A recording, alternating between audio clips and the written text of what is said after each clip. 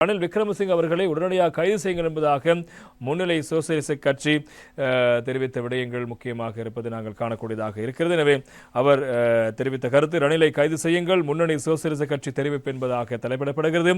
படலந்த முகாம் ஆட்கொலை விவகாரத்துடன் தொடர்புடைய ரணில் விக்ரமசிங்க உள்ளிட்ட குற்றஞ்சாட்டப்பட்டுள்ள அனைவரும் கைது செய்யப்பட வேண்டும். இந்த விடயம் தொடர்பில் மறைக்கப்பட்ட உண்மைகளை முழு உலகமும் தெரிந்து கொள்ள வேண்டும் என்பதாக வேண்டும். அதே போல குற்றவாளிகளுக்கு தண்டனை வழங்கப்பட வேண்டும். இது அரசியல் பழிவாங்கல் அல்ல. எனவே தற்போதைய அரசாங்கம் உரிய நடவடிக்கை எடுக்க வேண்டும் என்று முன்னணி சோசியலிச கட்சியினுடைய கல்வி செயலாளரான விபுதி ஜாகோட தெரிவித்திருக்கின்றார். அனுராதபுரத்தில் இந்த கருத்துக்களை முன்வைத்திருக்கிறார். பட்லந்த விவகாரம் தொடர்பாக ஆணைக்குழு பிரஜா உரிமையை நீக்குவதற்கான அதிகாரம் வழங்கப்படவில்லை. இங்கு ஆட்கொலை இடம்பெற்றிருக்கிறது. ஆட்கொலை அரசு துரோகங்களுக்கு வேறு சட்டங்கள் தேவையில்லை. அதற்கு எதிராக நடவடிக்கை எடுக்க முடியும். எனவே இங்கு வேறு விடயங்கள் கூறிக்கொண்டிருக்க தேவையில்லை. ஆட்கொலை குற்றச்சாட்டு சுமத்தப்பட்டிருக்கிறது. எனவே குற்றம் சாட்டப்பட்டவரை கைது செய்து விசாரணை நடக்க வேண்டும். ரணில் விக்ரமசிங்கவை கைது செய்யுங்கள் என குற்றப்புலனாய்வு திணைக்களத்துக்கு உத்தரவிட முடியும். இந்த விவகாரம் தொடர்பில் குற்றம் சாட்டப்பட்டவர்களை கைது செய்து விசாரணைகளை மேற்கொள்ளுமாறு கூற முடியும். எனவே ரணிலை கைது செய்யுங்கள், டக்ளஸ் பீரிஸை கைது செய்யுங்கள், தான் மரணித்து விட்டதாக பகிரங்கப்படுத்தி இருக்கின்றார்.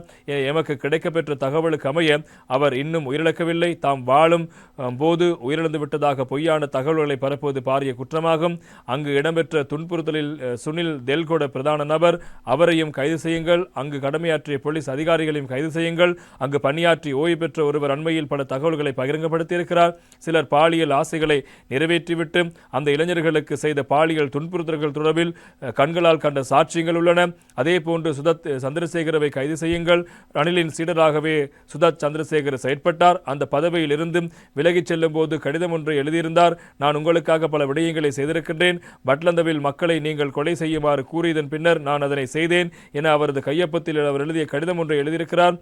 ஒருவர் தாம் கொலை செய்துள்ளதாக பகிரங்கமாக கூறும்போது ஏன் இன்னும் கைது செய்யப்படாமல் இருக்கிறார்? இதற்கு சட்டமா அதிபர் ஆலோசனை வேண்டுமா? எனவே நீதியை பெற்றுக் கொடுக்க முன்வாருங்கள் என்பதாக விபுதி ஜாகோட அவர்கள் தன்னுடைய சாட்சியங்களை அடிப்படையாக வைத்து கருத்துக்களை தெரிவித்த விடயங்களும் பிரதானமாக இருப்பதை காணலாம்.